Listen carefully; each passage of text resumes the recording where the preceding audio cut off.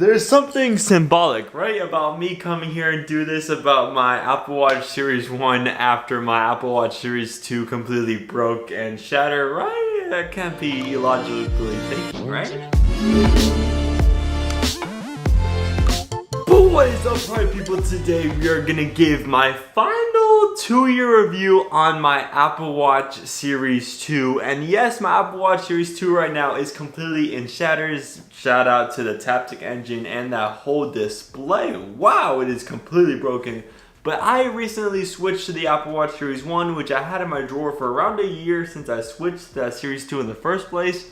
And I've been using the Series 1 over the past week, but the thoughts I'm going to convey in this video is about the Apple Watch in general on the Series 2 and 1. And I just want to start off this video by saying, if you're going to buy an Apple Watch, just buy the Apple Watch Series 4 if your budget allows. And you could probably find right now a cheap-ish Series 4 on eBay for around $350. And let me just tell you, the Apple Watch Series 4 is what the Apple Watch was supposed to be from the beginning.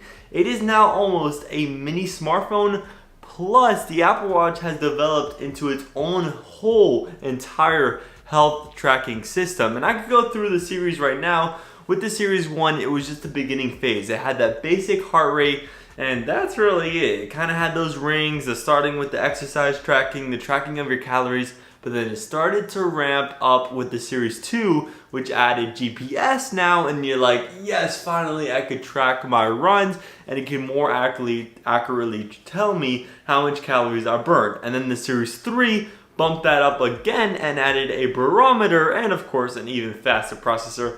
And then we get to the Series 4 where it is all about health tracking. We have an EKG feature now. We have an improved and more precise gyroscope for fall detection. We have more software features on top of all of that. We now have a breathe app. We have activity competitions. And I just want to tell you, the Apple Watch in general is a fitness device. If you're not really involved at all based on your health, or you want to start working out, or if you care about your fitness in general, the Apple Watch truly isn't for you. Yes, it's a mini smartphone, but it's more about the health tracking that comes along with the Apple Watch. And just to tell you, every single day, the main thing about the Apple Watch is to close your rings. And if you have an Apple Watch, you know this by heart. And that's, you have to close a ring with the amount of calories. For me, it's 700 calories that I have to burn every single day to close the move ring. You have to burn or just do 30 exercise minutes, and then you have to stand for 12 hours. And every single day that refreshes, and that's your goal for the day. And the Apple Watch kind of sends you messages to kind of pump you up and like, you closed it yesterday, you could do it again. And then also very recently they announced activity competitions with watchOS 5, and that allows you to compete against your friends for points. And so the more calories you burn, the more exercise minutes you do, you get more points in a competition against your friends. And when I first discovered this activity competitions feature, I kind of went ham on my friends, even though I lost because he only had a lower goal so he could get points more easily. But anyways, I ran a 10-mile workout on the second day of the week competition, so I completely burned my friend on that Tuesday. But the rest of the week I was kind of lazy and I ended up losing by just a smidge amount of points. But he was so surprised because you get a notification when your friend completes a workout, and he was like, 10 miles? What? And to comment on the minute differences in between the Series 1 and Series 2, it's not that big of a deal if you're not avid about running. And really the only difference is increased water resistance, a faster processor, and GPS. The third of which, the GPS tracking, is kind of huge for me because without the GPS, the Apple Watch is kind of just guessing how much and how far you ran. As you can see right here, you kind of have to have your phone for the GPS location to be accurate. So on the Series 1, the run tracking does not work at all. Like, let's say I run 3 miles on the track, it only says like you ran 2.6, 2.7, sometimes over it, 3.2. It's kind of just random, and you really don't want that to be random when you're trying to track your runs to get you kind of precisely edged and timed for the cross-country season, because I'm in cross-country. But anyways, if it wasn't for me running, I really wouldn't mind going from a Series 2 to a 1 or Series 1 to the 2. It's kind of the same thing. Water resistance is a non-factor and the processor is already slow enough on the Series 2 and it's just even slower on the Series 1. So when I'm opening an app on the Series 2, I'm like, da-na-na, da-na-na-na. Oh, it opens, and the Series 1 is just like, da-na-na-na, and then you gotta wait 5 more seconds, and then it opens. So the Series 1 and Series 2 processors are really, really slow if you want to interchange with apps that you don't use that often, but apps such as the weather and maybe like, I don't know, the calendar open up pretty simply since they're not that data intensive and you really open up those often. So me in general going from the Series 2 back to the 1, reverting back in time by a year is not that big of a deal. I have already adjusted in the first day. I mean, what do I miss is kind of just that GPS tracking. I did switch from the 42mm watch to the 38, so I did lose on some form factor and screen size. The screen size isn't that big of a deal, but overall the form factor is now lighter, which makes it easier to run with.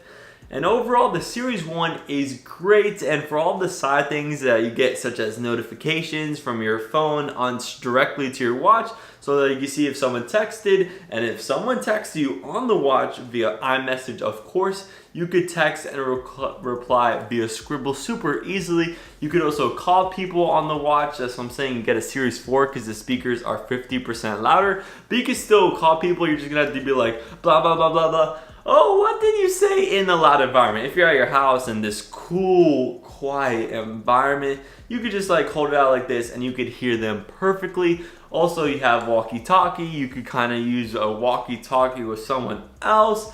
You also have the ability to check any stocks or cryptocurrencies. You could also check little tiny news articles in the news application. You could also check the weather. You could also set reminders for yourself and check it off on the watch. You could also use your watch as a viewfinder. And fun fact, for the first year of this YouTube channel, I used my phone to record, and how I did it was I set up my phone next to a wall using the window light. I'm no longer using the window light now, but I used to like get it precise using the Apple Watch viewfinder camera thing. And that's actually really useful if you find a use case for it, if you want to set it up on the tripod and then take a photo of yourself. I've done a couple of times like that and then post it straight on Instagram. Like, why not?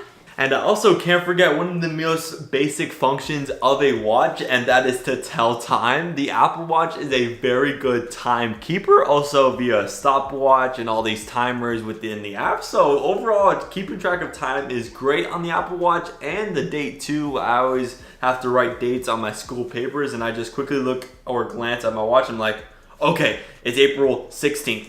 Bum, bum, bum, bum, bum. And the Apple Watch is great for that. Time, date, notifications, iMessage, calling people, checking up on all these apps easily, like stocks, the news, a stopwatch, a camera viewfinder. You could have a whole kind of iPod with AirPods, unload 2 gigabytes of music storage on here and just connect AirPods to it, and bam, you kind of have a 2 gigabyte AirPod. In the end, the Apple Watch is an amazing device for everything I just mentioned, plus some over things that are just going to continue to develop over time with software updates. This watch right here is going to get watchOS 6, the Series 2 is going to get watchOS 7, and of course there's going to be watchOS 8, watchOS 9, watchOS 10. The Apple Watch is going to get better over time. It's going to get those software and hardware updates, and the Series 4 was the one to get. Not only do you get 50% louder speakers, you get the EKG feature, you get that new gyroscope, you get that faster processor, you get that bigger 30% screen, you get that rounded screen which looks a little nicer, you get that haptic feedback in the digital crown. I could go off on why you should probably choose the Series 4 over the Series 1 and Series 2, which are kind of laggy with the processor, and you're missing out on basic features such as the GPS or maybe that super cool new EKG feature. That is pretty cool. I tried on my friend's Series 4. But that is it. That is my opinion on the Apple Watch Series 2 after 2 years and the Series 1 after 1 week. Yeah, I kind of reverted back past in time.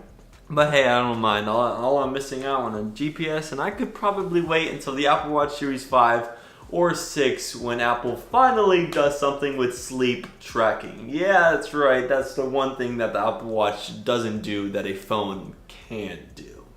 Alright, that is it. I will see you tomorrow for the latest and greatest. Hopefully you enjoyed this video, and I will catch you in the next one. 3, 2, 1.